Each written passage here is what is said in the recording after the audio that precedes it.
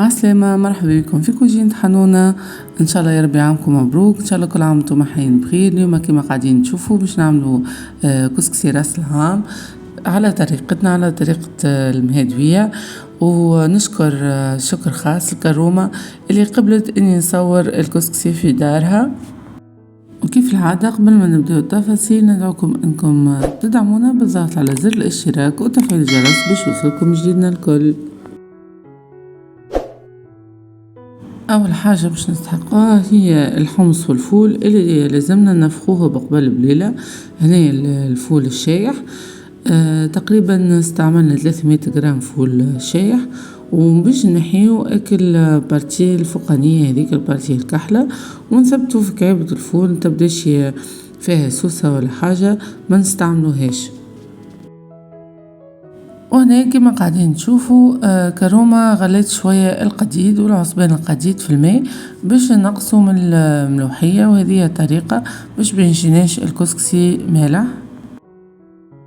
الحمص يغلي وحده، بالطبيعة كان عندكم كوكوت نجم تحطوه في الكوكوت، وهنا لازمنا المرقاز. دونك هذوما هما المكونات الأساسية للكسكسي راس العام. الفول كيف نحطوه يغلي وماذا بينا معاه شطر كعبة قارص. دونك بعد ما عملنا تحضيرات هذه الكل باش نتعداو للكسكسي اللي هو سهل الطريقة بتاعه، ما في حتى شيء.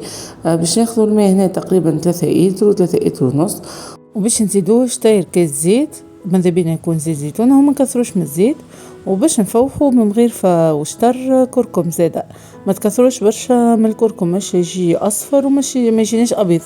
وتو باش نضيفوا شويه القديد صفيناها بالطبيعه، وباش نضيفوها للماء ونخليوها تغلي. وتو باش نحضروا الكسكسي. هنا كايلنا بحكة النسلي كالعادة، حكة النسلي تكفي 2-3 من الناس، نتوما ماكلتكم في الكسكسي معناتها. هنا كرومة كايلت 4 حكوك كسكسي، وباش نزيدوا نفوحوا بالكركم شوية فلفل أكحل، شوية زيت ما يعادل 3 مغرفات زيت زيتونة. وتو باش نبثبثوا الكسكسي بشوية ماء. عندي وحده صاحبتي قلت لك قالت لي كرام باش طيب مثاهما، نسيتها كريم ما كيفاش تجيب برشا ما طيبتهاش باش معناها في عرسنا فرد عامني وياها باش معناها صغيره. ايه مشيت لوجت قالت لك شكون نلقى وحده اسمها حنون.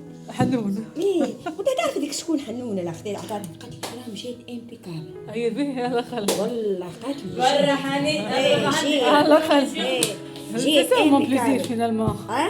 هذيك شنو حاجتي معناها كي واحد طيب حوايج. جيت قلت لها شكون هذيك حنون؟ قال لي جنت حنون. هذيك مرتي ياسين ولد مفيد بربي. ولا زيت تبعها دام برشا. بعد ما بسبسنا الكسكسي بالباهي من الماء، ما تبقى كان باش نحطوه في الكسكاس، وبالطبيعه الصوص ديجا تكون تغلي باش الكسكسي يفور لنا. وباش نحضروا المرقاس كيما عملنا القديد باش نغليوه فيه شويه ماء قبل ما نحطوه، نصفيوه بالطبيعة، نزيدوه لك الصوص هذيك اللي هي كيف ما قاعدين تراو تو فيها المرقاز والقديد وعصبنات المرقاز زادا كله يغليو مع بعضهم. ونرجعوا الكسكسي يفور تقريبا حكاية نص ساعة. واكيد اللي يقول كسكسي سنة والعادة يقول الزبيب لازم يكون حاضر في الكسكسي. ساعة غير ربع تقريب باش نسريو الكسكسي، دونك نسقيوه المرة الأولى.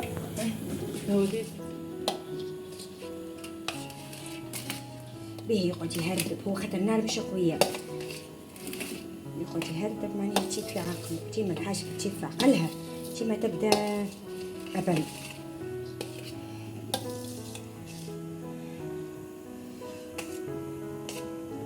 ونرجعوه يزيدوا يفور على الصوص. هنا الصوص كان حسيتوها ناقصة شوية ماء تنجم تزيدوها ماء، أما من المستحسن بالطبيعة يكون ماء سخون. وجرات العادة نرمي وريقة سلق ولا وريقة معدنوس في وسط الكسكسي باش يجينا العام أخضر.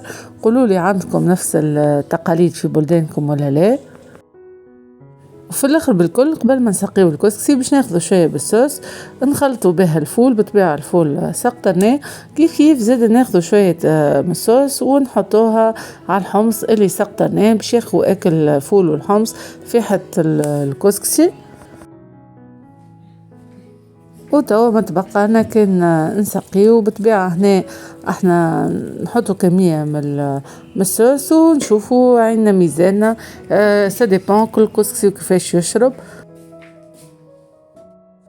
بسم الله ما شاء الله مصلي على النبي. منحكي لكمش على ريحة الكسكسي مفحو.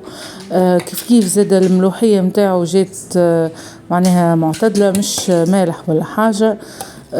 وبصراحة هو لما حالة قديد تاع كرام والمرقاز اللي عملته فوحين. ما ننسوش العظم بعد ما صمتناه نغطسوه في شوية زيت وكركم وشوية من الصوص باش يعطيك اللون الأصفر. كل شيء حاضر، ما تبقى كان باش نزينوا المعجنات. وكما تعرفوا في راس العام برشا ذواقة، هيك علاش الكمية راهي كمية باهية كما قاعدين نشوفوا فيها. ان شاء الله يا ربي مرة اخرى نبارتاجي معكم كيفاش نعملوا القديد والمرقاز. تو ما تبقى لي كان نقول لكم شكرا لكم على المتابعة. ان شاء الله كل عام وانتم حيين بخير، والى اللقاء في وصفات اخرى ان شاء الله.